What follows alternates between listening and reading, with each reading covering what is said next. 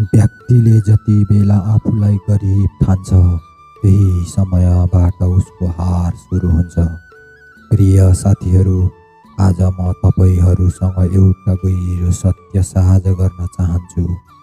गरिबी पैसा नहुनु होइन, गरिबी भनेको सोच हो। धेरै सफलता एकै रातमा आउँदैन। सफलता पसिना, आँसु र निराशबाट भएर आउँछ। तपाईँ आज गरिब हुन सक्नुहुन्छ, तर सधैँ गरिब रहनु तपाईँको निर्णय हो। परिस्थिति दोषी होइन, दृष्टिकोण दोषी हुन्छ।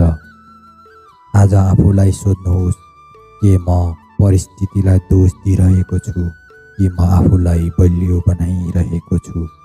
हार मान्नु सजिलो छ, सपना देख्नु गाह्रो छ, तर सपनाले नै मानिसलाई अगाडि बढाउँछ।